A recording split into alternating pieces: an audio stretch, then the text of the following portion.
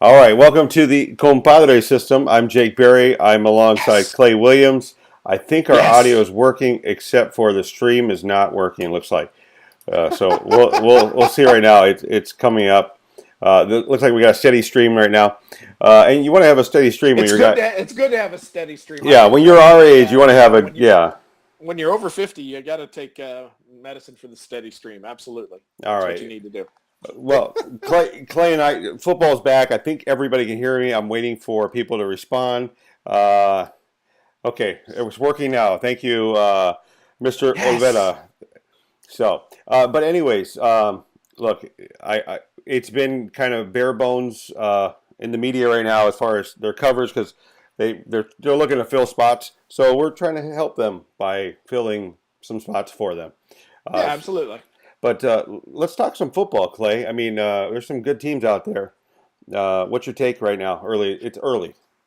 All right, it's early, but for 956 Football Magazine, which if people didn't hear before, should be out extremely soon, very Yes, soon, we're right? having a hard time with customs right now. Getting our stuff from it was printed in China. That's how we can get it to you rock bottom for 160 pages of pure content. 170 actually. It, So it's the tariffs. It's all the tariffs that have been enacted on high school football magazines that are keeping it from getting here. But anyway, for 956 Football Magazine, I wrote a top 10 for the season. And to be fair, I wrote it, 2 months ago, pretty much. yeah, And so a lot of things have happened since then, especially the transfers between Pioneer, Edinburgh North, and Edinburgh Vela. And so a couple of those went through, a couple of those didn't. But you know what? Even without Jacob Rosales at quarterback at Edinburgh Vela, I still have the Vela Sabercats ranked number one. They've won 18 games in a row in the regular season.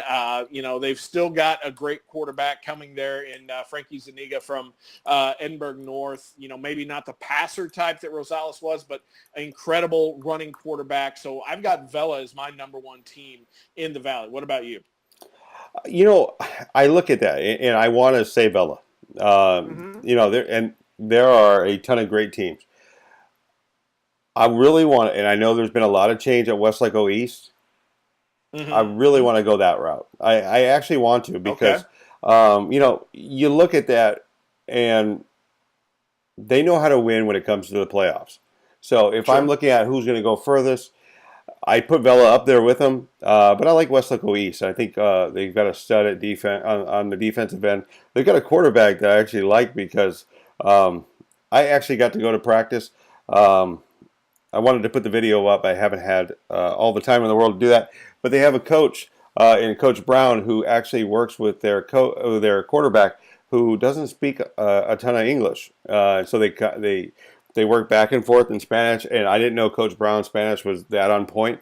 But it's a great story. So TV, if you have time, which you do, because I know the job. You got time to go over there. Just go do that story. It's a great story. But I like Westlake Louise. I like their toughness. You know how I like they always seem to come on strong when it comes to the playoffs. Yeah, I think Wesco East is great. I think I have them at number 4 in my Valley preseason top 10. I love their new quarterback. He's tall. He can get the job done. And you mentioned it. They've got the best defensive player in the Valley at middle linebacker for them in Freddie Cardenas. And when you've got a guy like that, an all-state linebacker who's coming back and who can lead your defense, and you've already got that's what they're known for, right? That whole East Side, Strong Side thing. They're known for being smash mouth, and they're known for having a great defense. The black shirts always get it done. You have to think that Wesco East is going to be one of the top teams in the Valley as well, despite the fact that they, of all the people they lost. They lost Richard Lefevre. They lost another running back, but they've got enough people coming back. They've got enough personnel. They've got continuity. They've got stability. You have to think that Wesco East is one of those teams that's gonna be one of the last teams standing for the Rio Grande Valley.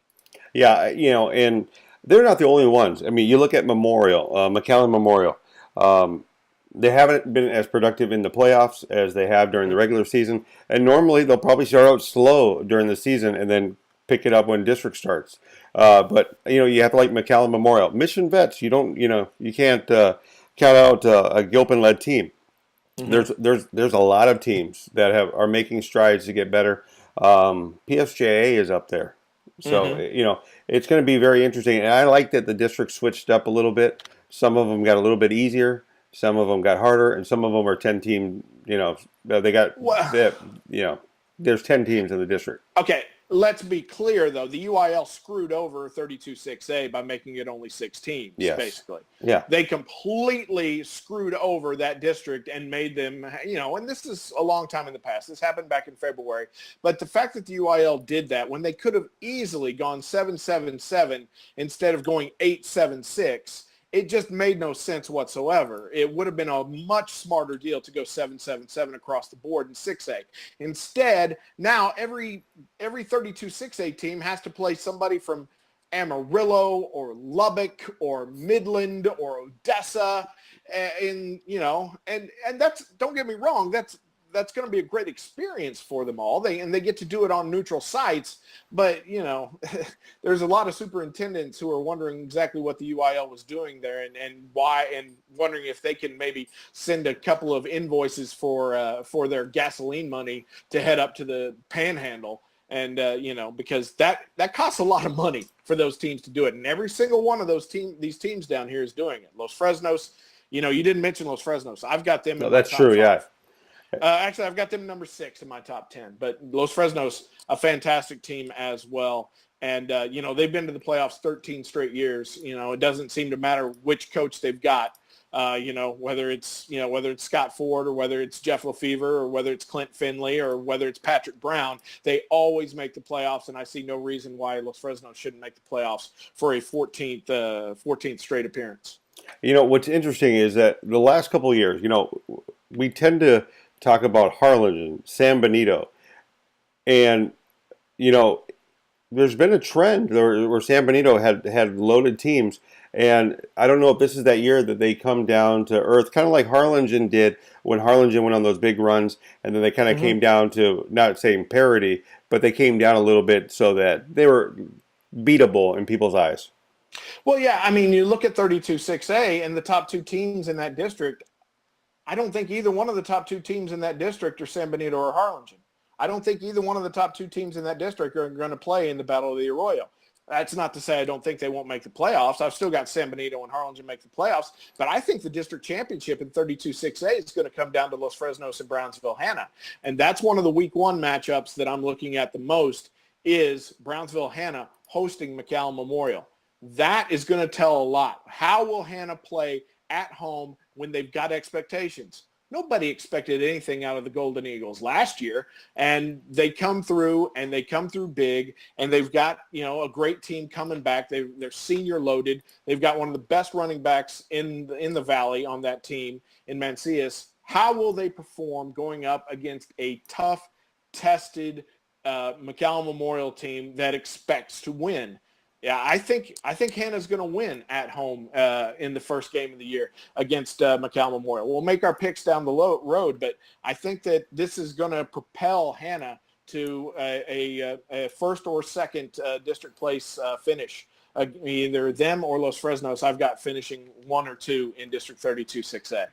Yeah, I would think that as well. I'm actually, and I know we're jumping around a little bit right now, but I'm wondering how Lopez is going to be. Once again, Brownsville ISD makes a change. Well, Coach Starkey left, but they didn't fill the spot until what, June? End of June? Because we were still, July, yeah, man. because we were trying to They didn't finish the fit. magazine. We didn't get it in, Mm-hmm. and so those are some tough positions to be in if you're a coach, and also those kids, because you really don't have time to change up anything. When was the last time you ever heard of a football program going 5 months without having a head coach? It doesn't happen.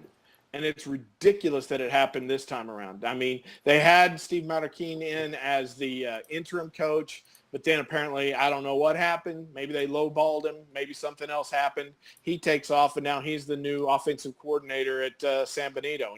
And good luck to him. I don't blame him for leaving. It's obviously something happening with BISD that they would, not keep Marroquin on and keep some continuity in that team. Lopez is one of the great stories in the Rio Grande Valley. Nobody expected that team to do that well. And, starting with Coach Mike Ramirez several years back and especially continuing through the Jason Starkey years, Lopez has come through and been one of the best stories in the Valley. And it's almost like they wanted to stall it out. It's almost like they didn't want it to continue. They didn't get a coach in for such a long time. Now, that being said, the guy they got in there is a good coach who has a lot of experience, in the Dallas-Fort Worth area, going up against big teams. Not exactly winning against, the big teams in DFW, but at least playing against them. And, he comes in and he's basically got to take over in a complete coaching staff that's not his own, and he's got to make it his own and make the team his own in basically just a matter of 3, 4, 5 weeks before, their first game. I hope that Lopez does well this year. But BISD hamstrung that team by not getting a coach for over 5 months. Yeah, and I would love, I would love for Brownsville ISD to realize the coaches that they brought in paid dividends because you gave them longevity, you gave them some stability. You got to keep that going. You can't be, they can't go back to where they used to be. Yeah, no, you don't want them. You don't want them backsliding. They were a laughing stock long enough. The great Valentin Montemayor built that team from scratch, took them to the playoffs, and had them great. But then it was like they were forgotten. They were, the team. Lopez, they win state championships in soccer, but nobody expects them to do anything at football. But now that they're there and they've got experience and they've got kids who are used to winning, you need to keep that tradition up. You need to keep continuity and stability in that program. And, I just hope Coach Armando Gutierrez, that his name? I think that's his name. He hasn't been coached there very long, but I hope he can do that. I hope he can come in and make an impact with these kids really quick to keep Lopez on winning path. Yeah, most definitely.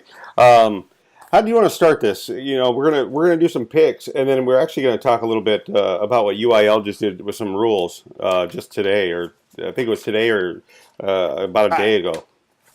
All right, let me give you my top 10 in the Valley first off. Just get it out of the way. And by the way, Clay did do this about 2 months ago. It's going to be in the magazine, which, if you're seeing this just right now, it's stuck in customs and it's killing me because I still have to pick them up and distribute them to all the pre-orders. But Clay has done this about a couple months ago. Yeah, I did the 956 Football Magazine preseason top 10. I've already told you Edinburgh Vela is my number 1 team. McCallum Memorial, I've got the number 2 team in the Valley. At number 3, and I've got this team a lot higher than any other media members in the Valley, is Sherryland. 8 returners on their offense. They scored 37 points per game last season. And, and who's to say that, their quarterback isn't the best quarterback in Mission? I'm going to put it out there. Wow. Sherryland is a great team. Sherryland is a great team, and they're going to challenge. I've got them number 3 in the Valley. I've got Weslaco East coming in at number 4. I've got Mission Veterans coming in at number 5. Of course, Landry Gilpin is fantastic. He's got a great new weapon. Gilpin, of course, the quarterback and the Valley MVP last season. AJ Gonzaga is a great possession receiver, but I just don't know if they have enough on defense to go any higher than that. I've got Mission Veterans at number 5. Los Fresnos, I've got at number 6. I think they're going to win District 32 6A. It's going to be narrow, though. It's going to be touch and go with them and Hannah. I've got PSJA coming in at number 7. Trey Guajardo to Marco Guajardo, that's one of the best, combinations in the Valley right there. And their defense, PSJA's defense is going to be better this year than they were last year. Sometimes they got, they let things go in the second half and it hurt them, especially against, a team like Vela, but their defense is going to be much better this year. I've got Brownsville Hannah coming in at number 8 in the Valley. Victor Campos, Cesar Mancias. That's a great 1-2 punch on the offense. And they've got the Rio Grande Valley's best kicker, and that can make a big difference. Miguel Payan is their kicker, and he's going to make a difference there. I've got San Benito coming in at number 9. It's just until I see what they've got coming back, it's just going to be tough for me to put them any higher. There's a chance that they've got, guys hidden away who are going to be better than, Eric Retta and Tyrone Harper. But it's very hard to do. Right? That's hard to believe, right? That's a tough story to buy. And then at number 10, I've got a tie for number 10. I guess that's a way of taking an easy way out and getting an extra team in there. I've got La Jolla and I've got Edinburgh coming in at number 10. Both teams extremely strong defenses. Both teams with really good running backs, Villarreal for La Jolla and Benavides for Edinburgh. And I think that both of those teams will do very well. That's my top 10 as we get underway in the 2018 Rio Grande Valley High School football season. I'm just looking at some of the comments. Charlie, thank you. We're both glad to be back. Yeah, look, I don't argue with you about the Vela pick. Somebody online is, you argued with me. You think Wesco East should be number one. That's fine. You know what though? But there's, you look at each district, and there's some parity back in between the districts. It used to be 32 6A was going to beat the hell out of 31, and 30 was going to struggle with 29. I'm not sure about 29, but I can tell you, looking at the 6As right now, there's some parity across the board as far as the strength of schedule in those districts. McAllen Memorial, they usually kind of struggle the first 3 or 4 games. District comes around and they play well. This year, only 3 games, before they start playing. They're right into their district schedule in I think week 3. So they've got to hit it hard this year, and it's a little bit different because you got PSJA that can air the ball out probably better than anybody they've seen in any of their districts lately. Maybe Rowe is up there, but defensively PSJA is going to be able to battle with them. I think that there's parity, and we've seen some parity the last few years as far as the top team from the bottom team in some of these districts. Look at 32 6A. They were full last year of really good teams. Oh yeah. I really think that you can't really pinpoint a district that is better than the others. So I think that you're going to see a lot of losses this year. Yeah, no, I think you're right, and I think we're going to see a lot of stuff in pre-district games that are going to make a big difference. These teams that are scheduling tough, teams early on are going to see it pay dividends down the line once they get into district play, which is, you talked about McAllen Memorial. I mean, look at their pre-district schedule. There's not a tougher one. They play Hannah at Hannah. They play Sherryland in Mission, and they play Vela at home. Those are their 3 non-district games. All 3 of those teams I've got in, my top 10, and 2 of them are on the road. That is a great non-district schedule. That's something that's going to pay big dividends for the Mustangs down the line. And they've got such great guys already. How much better can Sean Scogan be at quarterback? How much better can Campbell Spates be at running back? That we're going to see, and we're going to see it early on in these non-district games. One of the questions that we're getting online right now is it involves Pioneer. How good are they going to be, and what are they going to do at the QB spot? Which, when you think about it, there is some questions there. I mean, I haven't talked to my good friend Eddie Galindo, the offensive coordinator there, but they're going to have to make some hard choices. They've got a quarterback in Marburger. Marger, Eddie Marburger. Mm-hmm. And he's a solid, high potential player, or you have something very consistent in Rosales. You know what you're going to get with him. Where do you go? Do you go with the possibility of having a stud that could take your team very far, or Rosales, who has been injury prone? Do you want to ride him out? Coach Lee told the Monitor the other day that he's going with Marburger to start, and I understand that and I admire that. But for me, I think Rosales is the guy that they're going to end up with, and there's a chance that they might, set up a couple of different packages for each of those guys, and we might see 2 quarterbacks, come in for a single drive for Pioneer. And, there's some people who say if you've got two quarterbacks, you don't have one. But there's a chance that with the different skills that Marburger and Rosales have, that could pay off in the end. If you're going to tell me that Marburger is going to be the guy for the entire year and Rosales isn't going to gain playing time, I'm sorry, I don't believe it. I don't believe it one bit. I think Rosales gets on the field, and I think he gets on the field more and more as the season goes on. I can see that, I agree with that. I think it's all going to come down to how well they're playing as a team. And Charlie Brenner brought up that they have a young team, and size might hurt them. But I think you see how long Rosales can, or how long Marburg can play at that spot if they're not that good, and you might put in Rosales to be that change of pace guy. But yeah. Should we start our picks, or what do you want to do? Yeah, I'm ready to go, man. You ready to go with the picks for week 1? Yeah, you want to start with Thursday? Tomorrow, mañana.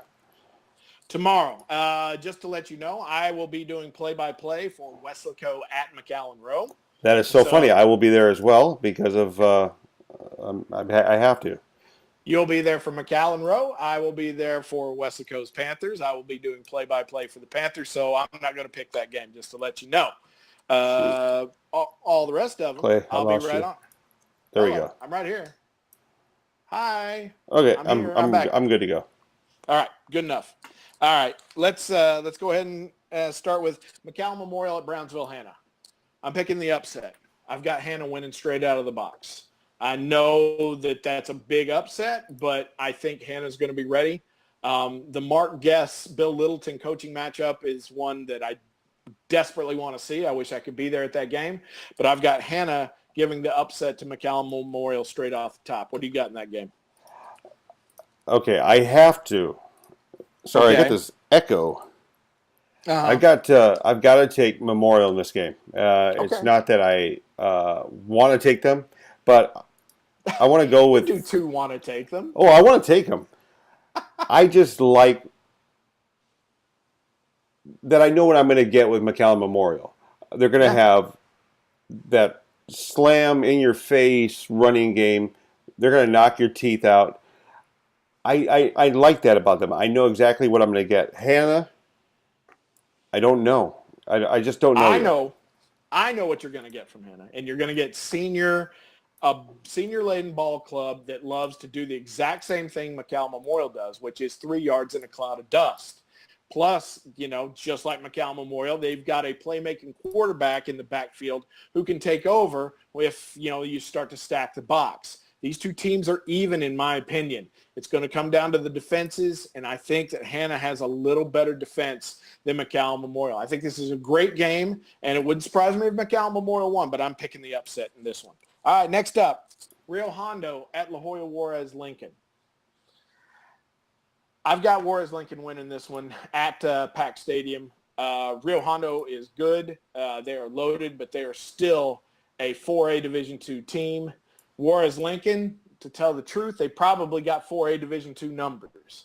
But I think that Juarez Lincoln has a real big knot in their stomach about the way last season ended. And the fact that they had a playoff game scheduled before the end of the season, and then they ended up not making the playoffs. I think that sticks in the craw of this team, and I think that they're going to come out of the box really strong, and I think Juarez Lincoln's going to beat Rio Hondo. Wow. Okay, hold on. I got to adjust this. For some reason, I have an echo. Okay, I'm going to have to go opposite on this. I think the game's going to go into overtime. I got to take these out a little bit because I get this echo. But the game always seems to go into overtime with these guys. Or not overtime, but it's going to look like it's going to go into overtime, and then one of them goes for the extra point. I go with Rocky in this one. I just like – I've always liked Rio Hondo. Mm-hmm. I don't know if they're going to be as strong as last year, but I'm going to go with them. Yeah, I can see it. No, trust me. I can see it. I just think Juarez Lincoln's going to win at home. Santa Maria is at Marine Military Academy. A couple of small schools there. I've got Santa Maria winning this one. The Cougars over the Leathernecks at General Bowman Stadium in Harlingen, Texas. Okay, I heard the other day that Santa Maria wasn't fielding a real good team against Santa Rosa during their scrimmage, Mm-hmm. as far as numbers. Okay. So I'm going to go with, I don't know. I'm going to go with Hey, MMA. It's a tough yeah, one because you don't know what MMA has. true. But MMA had one of their best seasons in the last 15 years last year. And I know that some of those guys are coming back. So it wouldn't surprise me if MMA won. I'm just going to go with Santa Maria on this one. I didn't hear that about Santa Rosa. I'm going to stick with my pick with Santa Maria. But, yeah, there's every chance that the Leathernecks could come up with a win there. Let's see. We got, it is Edinburgh Economides at PSJA Southwest. What are your thoughts on this one? You Okay, got there's familiarity there. right. I'm going to go with Coach Duty, um, Johnny Galvan, all these guys that I know well at PSA Southwest. I'm going to go with PSA Southwest. They're building something there. I think they just need to get over that hump. I got you. Straight out. But I'm going to go against you, and I'm going to say Economides is going to win. I think we've gone against each other in every single one of these games. That shows you it's week one, right? Because there's no consensus. Yeah. I like the way Coach Pena approaches these games, especially these non-district games. He's not going to do anything fancy, but he is going to have some guys that are going to come on strong, especially in the running game. We'll see what the defense can do. PSJ Southwest, I'm not sure if they're quite there yet, so I'm going to take the Jaguars in this one. Laredo United bringing the Longhorns to the Valley and taking on the Vela SaberCats at Richard Flores Stadium. Vela's my number one team, and I think they're number one not just in the lower Rio Grande Valley, but in the upper Rio Grande Valley. I've got the Vela SaberCats winning over Laredo United. I like that pick. I really do. It's going to be a tough game. And this is probably the best game of the week. I go with you. I think Vela wins. All right, that's our first agreement there. We've got the SaberCats, John Campbell's team, and their new personnel going on for a win there. And the last game to talk about on tomorrow night is EdCal Chelsea, and they're a brand new team, and their brand new coach, and their brand new coaching staff, Bradley Chaves, and the Yellow Jackets going up to Corpus Christi to take on the Veterans Memorial Eagles. EdCal Chelsea, there's a chance that they can go on and surprise some people this year, but first year under a brand new coach, a new tack. I don't think it's going to be a quick start for EE. I've got La Machina falling to Corpus Christi Veterans in Corpus Christi tomorrow night. Yeah, I think there's a change of culture in Ed Couch. Having said that, Ed Couch loves us. And so there's a change of culture. And you know how it goes. You're going from the Joe Marichellar, which is kind of like the Joe Solis kind of mold of a team, and you're going to shift it, and you're moving into a different, I don't know, platform, different direction. So I think there's a learning curve there. Yeah, I don't know if Ed Couch wins. Yeah. All right. So those are your Thursday games. Let's go through Friday. Let's start with San Benito traveling up to Wildcat Stadium and Phil Danaher Field to take on none other than Phil Danaher and the Corpus Christi Cal Allen Wildcats. Now, if there's anybody that was ever going to prove us wrong, I mean, I'm not sure which way you're going. I'm going to have to go with Cal Allen. They're always stacked. But if somebody's going to prove me wrong, it's going to be Dan Gomez. And that's why I'm going with Dan Gomez and San Benito. I'm taking the Hounds in this one. I think that with the loss of the big players he had last year, I think Dan Gomez has been planning to get his team ready for this very first game and spend the entire offseason getting ready for this first game in Cal Allen Cal Allen's getting ready for, whatever, district, going to the playoffs, making a run at state, whatever. San Benito is making a run just for Cal Allen because they know that if they beat Cal Allen, then the rest of it, it's dominoes is the way it goes. If they can get a Cal Allen win under their belt, then their confidence is through the roof, and that's exactly what a young team with new starters needs. And I think that Gomez is going to pull out all the stops, and I think San Benito is going to win up in Corpus Christi. I hope you're right. All right, here's an interesting one. Pioneer at Harlingen.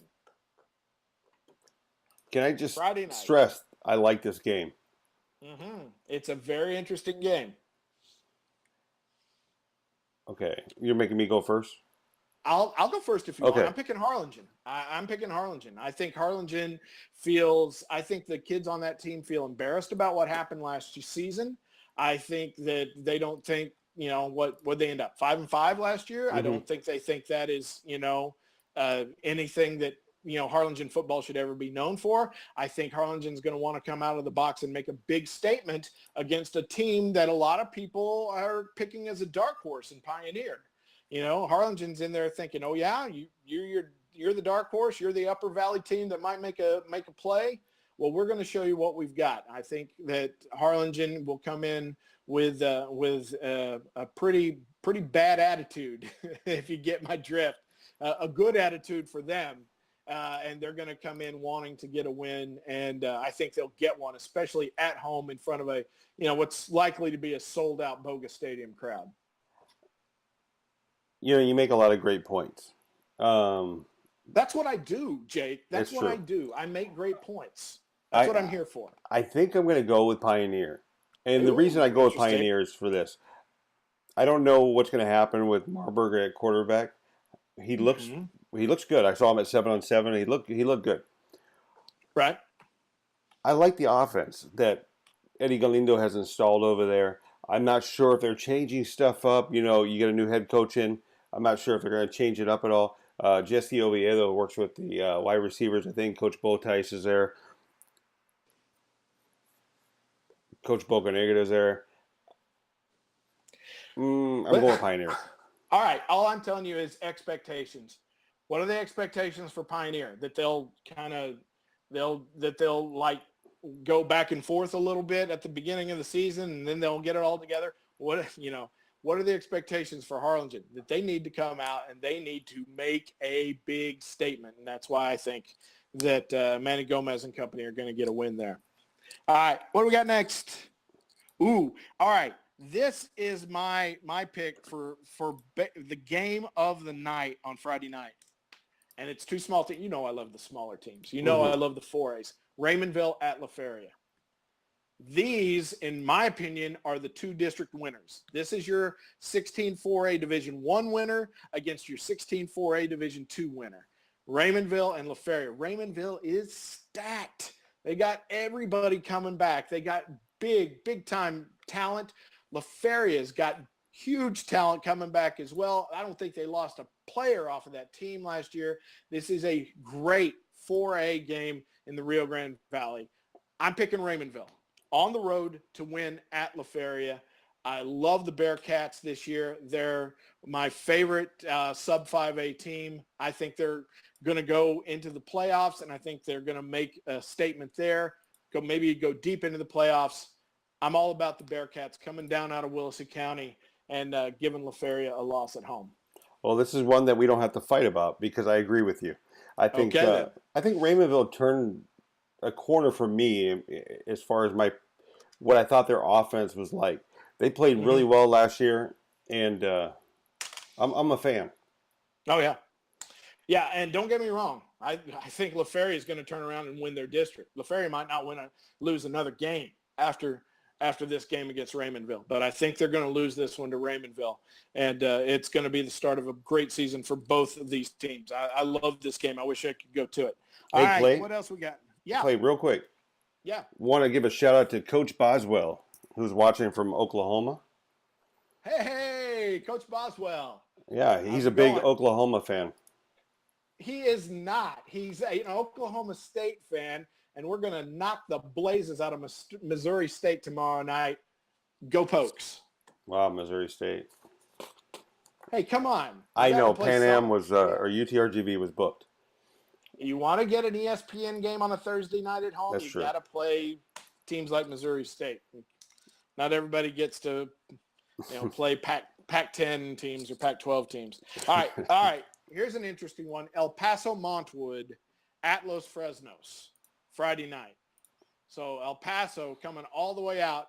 Patrick Brown must have had to call in some serious chips from his old coaching buddies in El Paso for Montwood to come all the way out. I mean, obviously, Los Fresnos is going to have to head all the way out to El Paso next year. But this week, it's Montwood and Los Fresnos. And, Montwood's one of the best teams out of El Paso. But Los Fresnos is a really good team this year. They've got maybe the best receiver in the Rio Grande Valley on their squad, on their roster. And I've got Los Fresnos winning this one. Talk about some miles on the bus coming all the way from El Paso, but you have to go with Los Fresnos just because of what they're going to play well at home. Yep. They're well coached. Mm-hmm. Their players are big, huge, mm-hmm. and they like to hit. I'll go with Los Fresnos. Yeah, I think we'll both go with Los Fresnos there. All right, interesting game. Brownsville Porter at Port Isabel. So, Jason Strunk's first game as the Port Isabel head coach is going to be against the Porter Cowboys and Carlos Uresti and his team. Porter, has kind of fallen on hard times, back on hard times lately. Once every 10 years, maybe they get going. But this is, I'm picking Porter just to start. I'm picking Porter just for one reason and one reason only, and that's continuity, stability. That's, not having your second coach in 3 years instead of having your third coach in 3 years. I think that counts for something. And the fact that Porter's going to have more kids, I'm going with the Cowboys on this one over the Tarpons. I really want to go with PI. You make some good points there. And the changing at the coach level, it hurts, especially this late in the season. I'll go with Porter in this one. I think PI can right the ship before district, but it's going to take a lot of gelling. Let me just say this about PI. I have no doubt that Jason Strunk is a great coach. I have no doubt that the PI kids are good kids and that they're going to try their hardest. What I want to know is what's happening behind the scenes there. What's going on with the people who are making the decisions in Port Isabel. The people who are throwing Monty Stumbaugh under the bus, who are, reporting Jaime Infante for stuff. What's going on there? Is this what kind of culture is there at Port Isabel amongst the board members and the fans and the teachers and everybody else around that team? I have no doubt that Coach Strunk is trying to keep a dome around his team so that all they listen to is just his voice and his coach's voice. But I can't help but wonder what in the world is going on at what used to be the number one program in the Rio Grande Valley that has now all of a sudden kind of imploded these last 2 years. And not imploded, from the inside, but imploded because people from the outside in that community have taken their team and basically ripped it apart. Yeah, I don't know if it's going to be back to the Monty days or before that, but they have to right that ship somehow. Yeah. I don't know how you change it, the mentality, but it's not what I remember when I started covering 15 years ago. No, it's not. And I'll tell you what, if the folks at PI want a winner, then they need to leave Coach Strunk alone. Stay out. Don't go to practice. He's got it covered. He knows what he's doing. Okay? Don't be talking to your kids about how you need more playing time. Don't be, talking down at the barber shop or at the, at the coffee shop about how you're not sure that this is the right guy. If you got your guy, then let him do his job and stay out of the way if you want a winner in Port Isabel. Or maybe you just think you're more important than the program. Everybody else, stay out of it. Let Coach Strunk, the coaching staff, and the kids get what work they need to get done so that they can get the job done. Yeah, I agree don't totally. like to see what I've seen over there. That was one of the places you could always depend on everybody being in concert, everybody working on the same page. And then all of a sudden, the last several years, something bad's happened over there. And I hope whatever, input that's coming out of there, I hope it's gone. All right, next. I think we're gonna get kicked out of another town. All We right, can't go to EdCast, can't go to PI. Santa Rosa Lyford. Once upon a time, like last year and the year before, this used to be a district game. Now Santa Rosa and Lyford are in two different districts, but they're playing each other still. I got Lyford in this one. Yeah, Lyford. I like what Coach Izzy's doing over there. Mm-hmm. I think he's building a real good culture. Santa Rosa will always have talent come through, but what Lyford's doing is building a program, and I like what they're doing. I've got Lyford winning that one. Yeah, me too. All right, Brownsville Veterans, Brownsville Rivera. Interesting game. Okay, people have stopped talking about Brownsville Veterans, and I'm not sure why. Why do you think? I just saw the highlights that K West did of them against Weslaco. Sorry. Okay. Brownsville And Veterans and Weslaco in a scrimmage. Okay, yeah. what'd you see? Because I haven't seen those. I saw Weslaco pass the ball against him and Okay. rush. It leaves a lot of holes for me because, when you think Brownsville Vets, you think they have a lot of talent, a lot of size. I saw them for the photo shoot for the magazine this summer. They got some big boys. They have this one guy who looks like Moana, the guy from Moana. But huge guy. I don't think that they'll lose to Rivera. I think that Vets is just that good. I just wonder because they gave up a lot of passes. Normally, I could see the runs against Weslaco, but a lot of passing yards, especially for a team that's just kind of putting that spread in. It's their second year with the spread. I just don't know how to gauge Brownsville Vets. Yeah, I'm not sure how to gauge them yet either, but I think we'll have a better idea after this game. I'm going to go ahead and pick the Chargers to beat Rivera at Sam Stadium in this one, just because, to tell the truth, Veterans has a better tradition of winning at this point than Rivera does. They've got more kids who have been on winning teams and know how to win. So I'm going to go with Veterans on that, but I think we're going to learn a lot about both of these teams in this game. All right, La Jolla and La Jolla Palmview. Lobos, Coyotes. Interesting game. All right, I'll go out there. I love La Jolla. Yeah, I know you have them at 10. I've got them as my 10th ranked team in the Valley. I think they're going to do really well this year, and I think they're going to start by beating Palmview in a game that's going to it's going to lead the way for Puro Coyote as they come up big this year. I've got them probably. La Jolla is like the second team in that district, the number 2 team, I think. So maybe just behind McAllen Memorial. So I've got La Jolla getting the win over Palmview there. I'm picking La Jolla. I just want to throw something out there. Mm-hmm.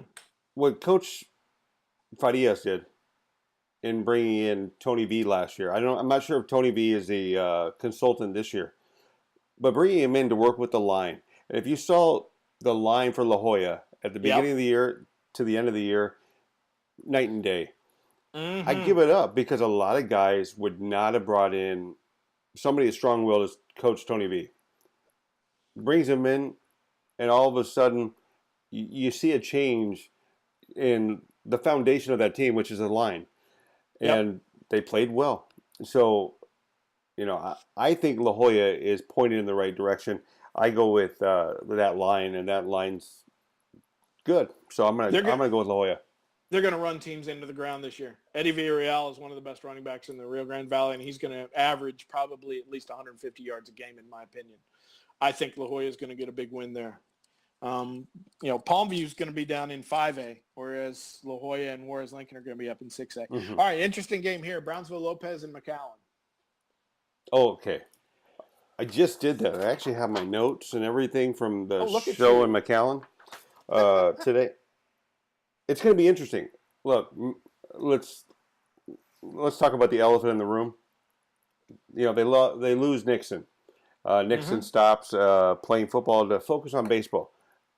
I give it up to the kid because it's really hard to do that, to give that up. He's thinking about his baseball career. Now, having said that, replacing him, it's difficult. It's not impossible. It's just difficult. And you're going against a Lopez team who, as we see, picking up a coach real late in the game. But they have some nice stuff established. So I give Lopez the edge slightly, but Mackay's defense is good. So we'll see. It'll be the line of Lopez versus the defense of Mackay. And if it's the line of Lopez versus the defense of Mackay, I'm going. Who'd you pick? Who did you pick? I'm picking Lopez by 3. I'm going with Mackay in this one. I think at home, Mackay always plays better for some reason. That's true. In the Brewer area, they always play better, and not just at home, like in the stadium, in Memorial Stadium, but when they're on the home sideline. When they're the away team and having to play Rowe or McAllen Memorial, they don't play as well. But when they're the home team on the home sideline, Mackay plays better, and I'm not sure why that is. I don't blame Aaron Nixon for, baseball. Baseball is one of those time-consuming sports, and if he wants to go play area code ball, and if he wants to go play American Legion ball, and if he wants to go play, all these. He's in Wrigley. All these different things, then, vaya con Dios, and I don't blame you one bit. It's going to be tough for Mackay to make up for that, but I think they will, and I think they'll get a win there. Yeah, I will say this.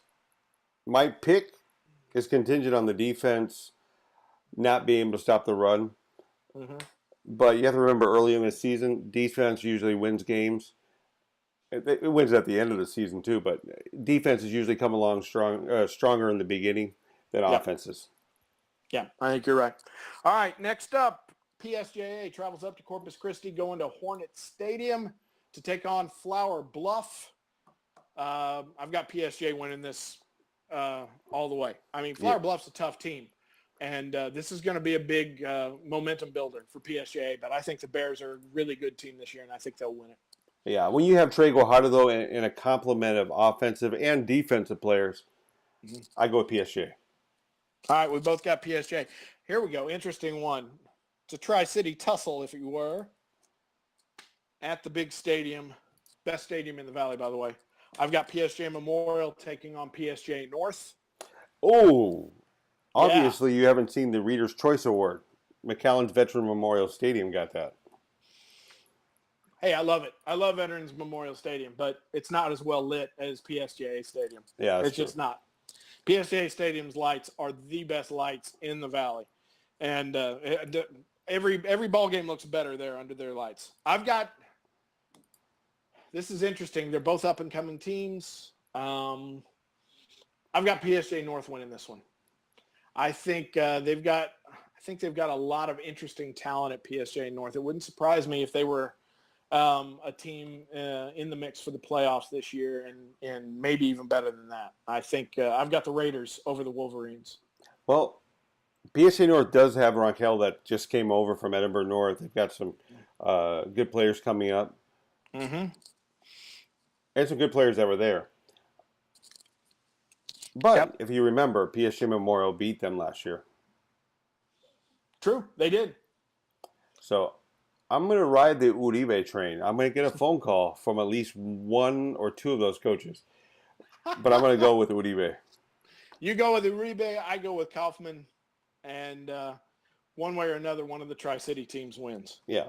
Another interesting rivalry game, Donna North. There we go. On the reservation, Coach Joe Marie-Chalar's first game as the head coach of the Donna North Chiefs is against the crosstown rival Redskins. Very interesting game. What you got? I okay. I just heard something today that Donna's going to have a third high school soon. Oh Which, my. yeah, I can't figure that out. More jobs. All right. I'm going to go with Donna. I'm Yeah, going to go I with agree. Donna, but I see a change from 7-on-7 this summer, which Donna North never really played. I see a Hmm. change in that team, and it's very much Joe Monticello. I think that after a couple of years with maybe a little less talent than he was used to, I think Ramiro Leal has a really good Donna squad. I think he's got one of the best. I think he's got the best defensive line in his district. I think that's huge. He's got a couple of quarterbacks. I'm not sure which one's going to start between Alex Sanchez and Ryan Espinoza, but they're both experienced. They're both pretty good. They've got really good running backs. And, Carlos Bowen is one of those running backs. I really like what Donna is doing this year. They're one of my dark horse teams, and I think that they're going to beat Donna North. I love you can tell just on Twitter all the culture change that Maurice Lar is bringing into the Chiefs organization, and I love it. But it's going to take a little bit of time, and I've got Donna winning that first game. Yeah, me too. All right. Brownsville Pace at Sherryland is interesting. And I'm just going to tell you right off the top, I've got Sherryland winning. I've got them as my number 3 team in the entire valley. I really like Sherryland this year. But a lot of people really like Pace. There are some people who are picking Pace to win that district, that big, huge 10-team district that has Mission veterans in it. There's a lot of people who really like Pace this year. And, Coach Pardo did a great job last year. What have you heard about Pace? You guys, I think Sherryland's going to win this one going away. But have you heard anything about the dark horse that is Brownsville Pace? Well, let me answer what you just said with all those. A lot of people say, a lot of people smoke crack. Doesn't make them right. Sherryland wins. I have Yeah. not heard much about Pace. Okay. I don't see them winning that district. There's a lot of talent in front of them. I, I could be wrong. I've been Yeah. wrong once or twice, but I don't know. I haven't heard that about Pace. I haven't heard. It's not like one of those Lopez things where they're sneaking up on you. I just haven't heard anything.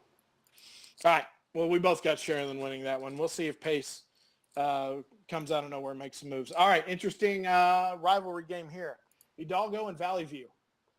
You can throw a rock and hit the other team's stadium from the other one. So, there's sight lines between the two stadiums. These two teams are close, and they don't like each other. And I've got Valley View winning. I really like what Coach Eli Esquivel did last year with this Valley View team. It's so tough to win at Valley View. And they've had so many coaches come in and out. And, they just started football in the last, 12 years, Mm-hmm. 10, 12 years. So, they've got a long way to go. But I really like Valley View, and I think they're going to get a win to start the season. Okay, we're gonna butt heads again. Okay. Monty. That's all I got to say. Not money. Monty. Monty Monty is and money. Hidalgo. I think this is his time to shock. I mean, I'm not saying he's going to win district, but to steal a couple games, I think this is the one. All right. It's going to be a great game. I love these rivalry games, especially this early in the season. We got several of them. All right. And here's another one. It's the Starr County Super Bowl. Rio Grande City taking on Roma at the Gladiator Arena in Roma. Okay. Go ahead. It's the third year for Aaron Garcia. Mm-hmm. This is usually where you need to turn that corner. Mm-hmm. I think Rio's been there. I think that they played in a really tough district. They weren't able to win those games that they needed to. But I think this is the year that they make that big dent. They've got a good offensive coordinator in Paul Reyes. Their offense is good. They just have to put up some points when it matters. Roma has been down, so I give it to Rio. I'll go with Rio as well. It's going to be tough for Rio Grande City this year. They lost like 17 seniors Mm-hmm. off of, who were starters. But they've got some good guys coming back. J.D. Garza might be one of the best cornerbacks in all of the Rio Grande Valley. It's a rivalry game. Rio Grande City has got a lot to play for here. Roma, I don't think, is back yet, and I still don't think they've recovered from the loss of Max Habecker. Yeah. And so I've got Rio Grande City winning this one as well, and winning the Starr County Super Bowl. All right, a couple more to go. St. Joe at La Grulla.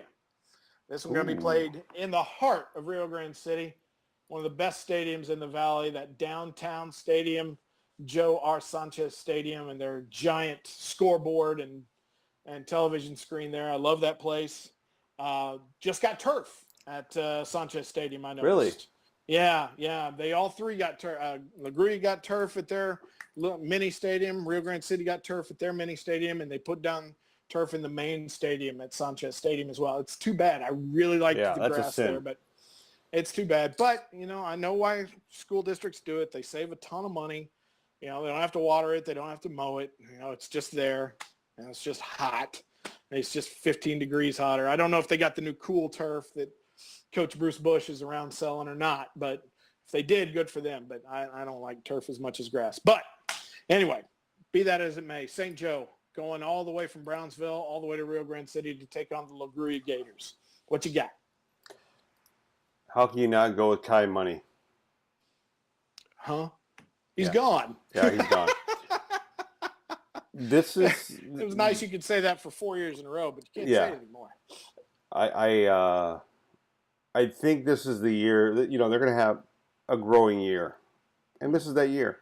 I think I give the advantage to Grulla. I think St. Joe will want to prove us wrong. I don't know which way you're going. I give it to Grulla this year. Yeah, I'm going to go with La Grulla as well. They've got one of the top defensive linemen in the Valley, in Miguel Salazar, and they've got one of the best inside linebackers in Joe Ramos, and they've got one of the best safeties in the Valley in Benny Cantu. I really like La Grulla's defense, if you can't tell.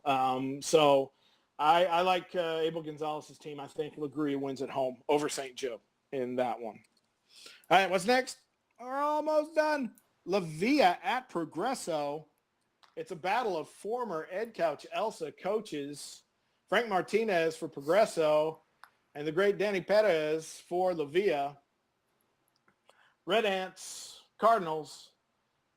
I'm gonna go with La Villa. I am gonna go with La Villa. I think they're gonna get the win on the road. I know they don't have the numbers, but then again, Progreso doesn't really have the numbers yet either. So I'm going to go with Danny Perez and the Cards. I'm going to go the opposite. I'm going to go Progreso, because I think I could take Danny Perez in a fight. He's not that big. Dude, I don't know if Brock Lesnar could take Danny Perez in a fight. It's early in the season. I'll go with Progreso because normally they have some real good athletes. Mm-hmm, that's true. That's true. They do. Early in the season, I'll go with Progreso. I will tell you this: they'll make the playoffs. Well, yeah, they'll make the playoffs. There's only 4 teams in their district, man. Come on, man. Fortune teller, man. Fortune teller. Dude. All right, interesting game here. Monte Alto heads up to Fremont. Fremont, this is their first game in like 5 years. They shut down the whole school because it was subpar. Mm-hmm. They shut down the school. Everybody had to go. I don't know where they went to, Ben Bolt or Falfurrias or wherever. Yeah. But this is Fremont's first football game at home in 5 years. It's real interesting. Monte Alto has got the great Chris Cavazos as their new head coach. Now, that's the problem with Monte Alto is they seem to have a new head coach every year. But getting somebody as experienced as Chris Cavazos in there, I think, is interesting at the very least. Yeah, I'm going to give the advantage to Monte Alto in this, just for the sheer fact of they've been playing football. Yeah, that's exactly right. Yeah, Fremont's going to be stoked, and there's going to be a lot of people there to see their first game in 5 years. But I'm going with Monte Alto as well. All right, there we go. Those are all your games for August. Now, we've got 2 games on Saturday. The last 2 games on Saturday, Mercedes at Edinburgh North. A 4 o'clock start at Richard Flores Stadium.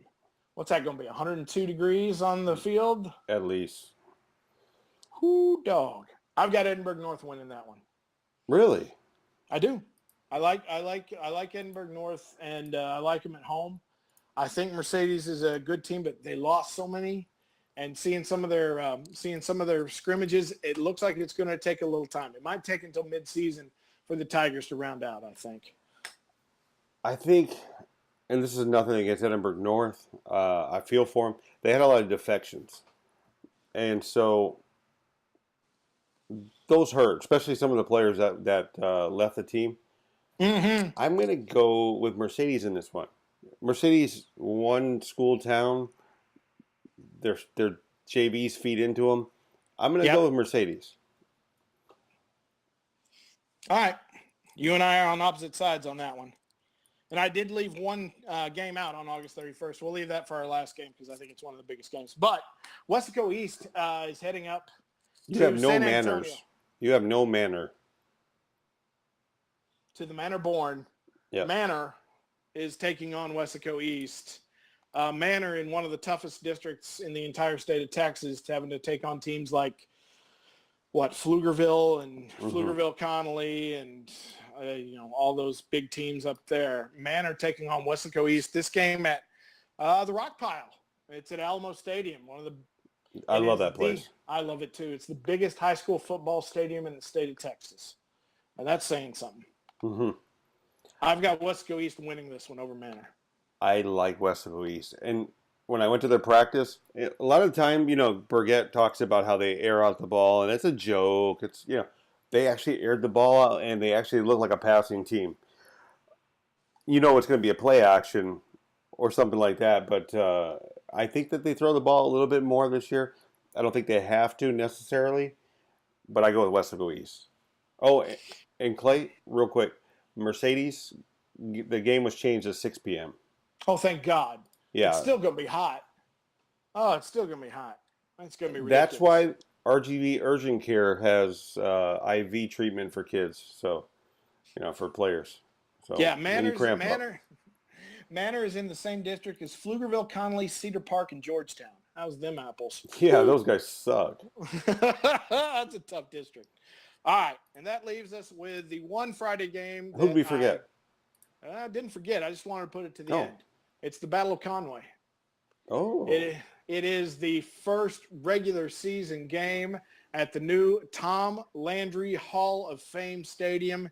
It is Mission Veterans and Mission, and it is Mission Veterans as the away team, Mission as the home team. Your thoughts, sir? I think, look, I can't pick against Gilpin. Not David Gilpin, Landry Gilpin. I think that it's his swan song year. He's going to play his heart out. But I think this team's good. And I think that Mission is kind of an enigma. They really have played well in certain games, but haven't put that whole season together yet. I'll go with Mission Vets. All right. Let's just go ahead and say this right now. I love Mission. I love Damian Gomez. I love their quarterback. It's a multiple pro set scheme, that Coy Detmer's running over there. It's going to be interesting to see what they can do in 36A against teams like McAllen Memorial and teams like that and La Jolla. And it's going to be a good team. Next year, I think Mission's going to be a great team. This year, I think they're going to be a good team. I think Mission Veterans gets the win.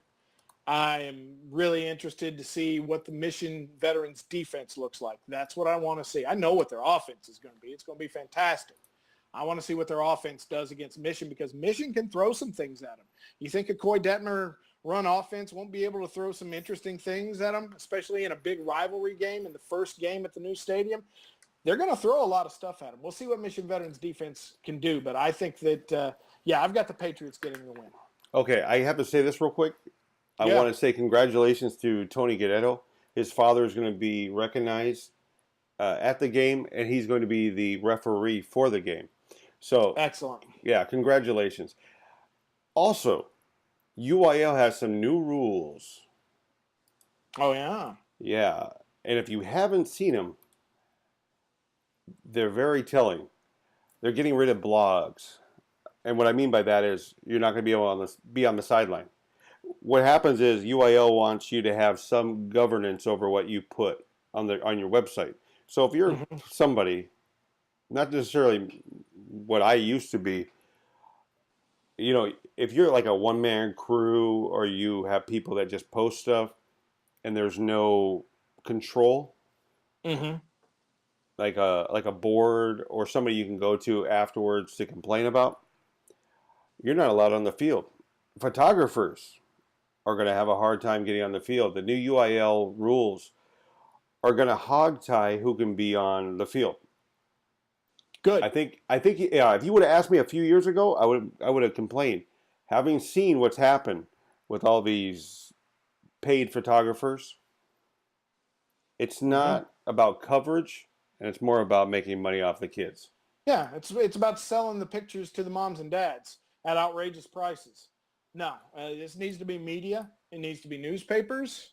It needs to be radio, and it needs to be TV. And you know that's who it needs to be.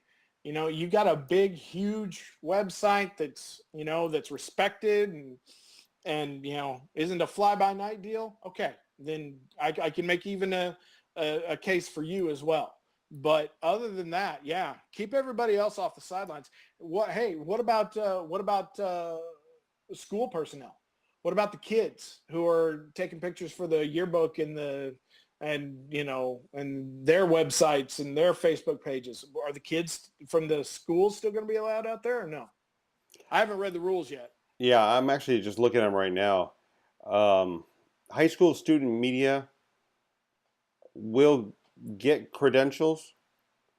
They just don't. I don't know. I haven't looked enough yet to see how many or what they have to do. But commercial photographers, recruiting services, scouts, they don't get credentials anymore.